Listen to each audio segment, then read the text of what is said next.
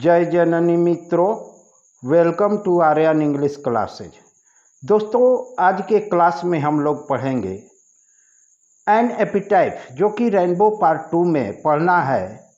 उसके जो कंपोजर हैं वाल्टर डे ला मेयर, तो इनके बारे में कुछ जानेंगे और उसके बाद टी.एस. एलियट के बारे में जानेंगे, जिनकी कविता हमको रेनबो पार्ट 2 में पढ़ना है, मैकाविटी द मिस्ट्री कैट। तो चलिए बारी बारी से इनके बारे में जानते हैं। सबसे पहले जानते हैं कि वाल्टर डे ला मेयर का जन्म कब हुआ था। तो वाल्टर डे ला मेयर का जन्म 25 अप्रैल 1873 ईस्वी में हुआ था। बर्थ प्लेस, जन्म स्थान, तो वाल्टर डे ला मेयर का जन्म चार्ल्टन, केंट, इंग्लैंड में हुआ था। डाइड, उनकी मृत्यु कब हुई थी? तो वाल्टर डे ला मेयर की मृत्यु 22 जून 1956 ईस्वी में हुआ था।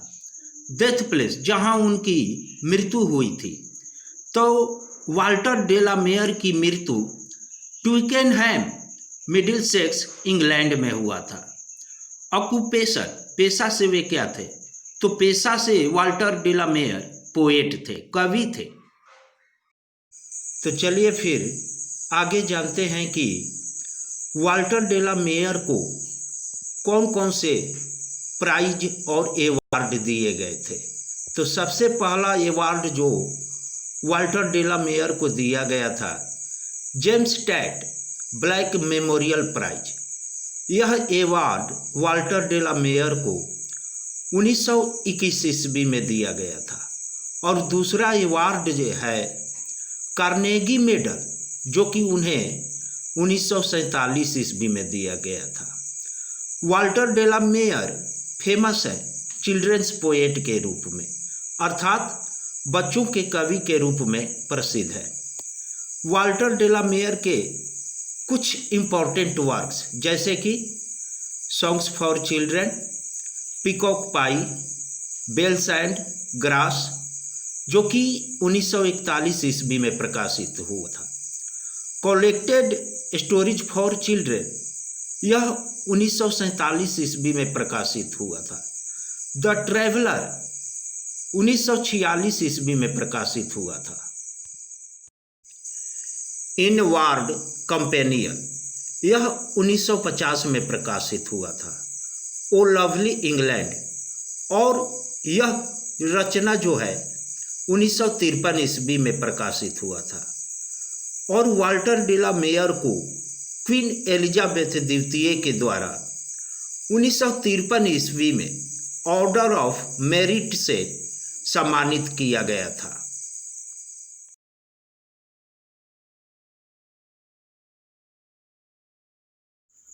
सबसे पहले जानते हैं कि टी.एस. एलियट का जन्म कब हुआ था।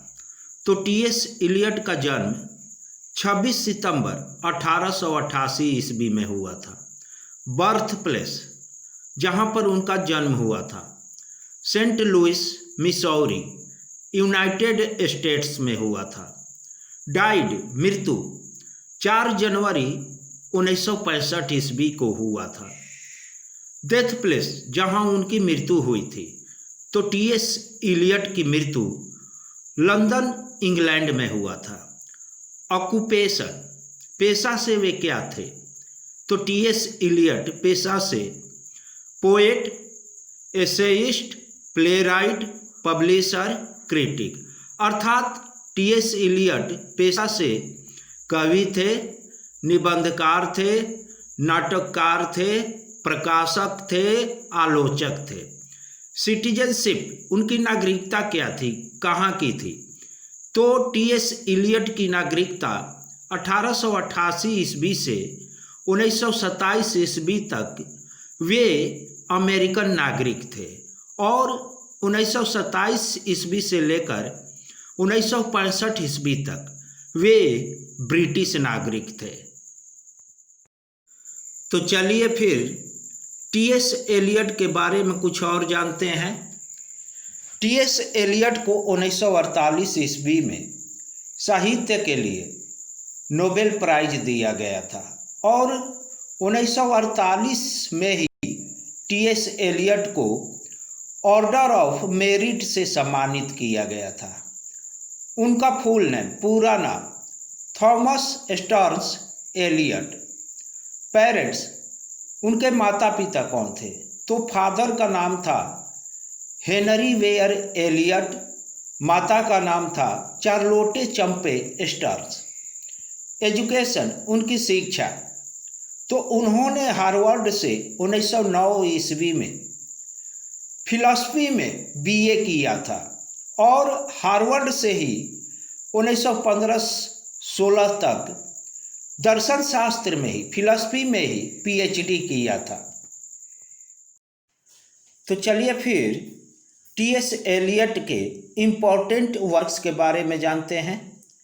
उनकी कुछ इम्पोर्टेंट वर्क्स हैं जो इस प्रकार है। The Waste Land, Ash Wednesday, 4 quartets, murder in the cathedral, Burnt Norton, Little Gidding, the sacred wood, etc. ये सभी जो है टी.एस. एलियट के मुख्य रचनाएं हैं। और अंत में जो कविता हम लोग रेनबो पार्ट 2 में पढ़ते हैं, इनकी जो पोएम्स है, मेकाभिटी द मिस्ट्री कैट, यह कविता old possums book of practical cats से लिया गया है। Thanks for watching video. जय जननी।